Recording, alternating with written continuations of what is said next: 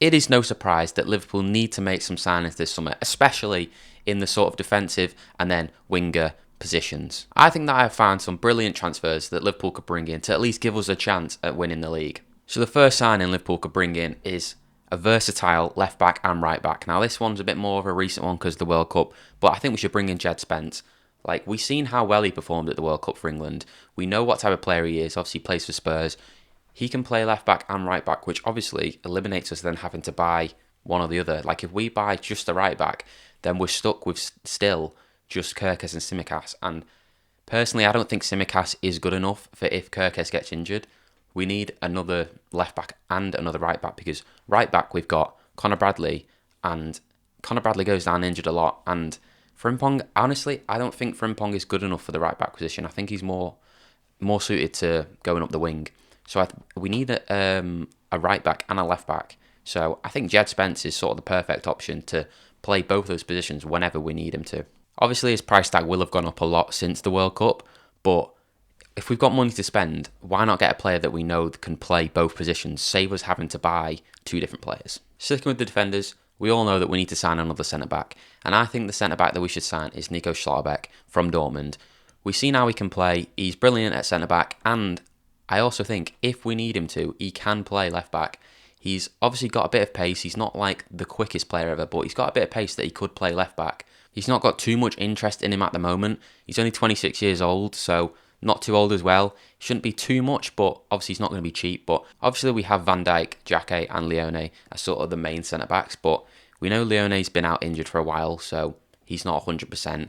Xhaka's been injured a lot, so we know he's not always 100%.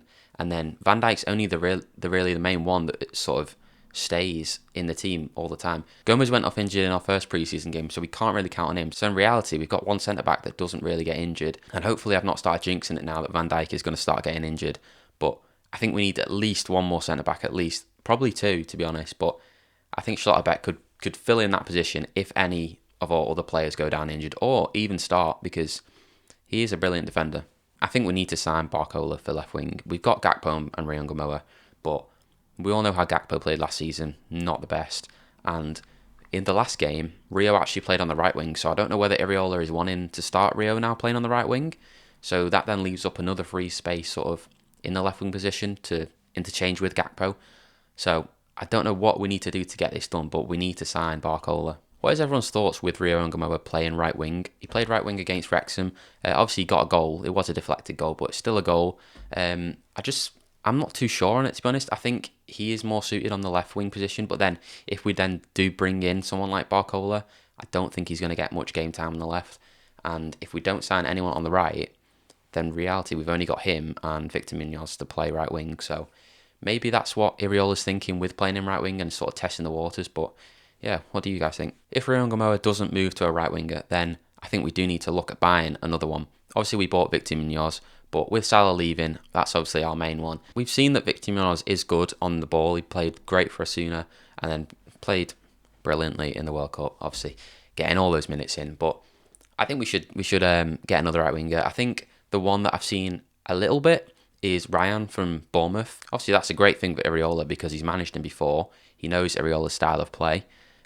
It's just another great thing that connects the club together with the manager and the player. He's only 19, which is obviously great for when signing a younger player of that class. Obviously, we've seen how he plays for Bournemouth. I just think get it in early, like before any other clubs start going after him. I think we just need to sign him. Sticking with the Bournemouth connection for Iriola, I think we need to sign Alex Scott. We've seen how he played for Bournemouth. He's brilliant on the ball in the midfield. He will have that connection with Iriola and already know sort of what style he plays, so it's not like it would take him much time to fit in with the manager because he's literally just played with him last season.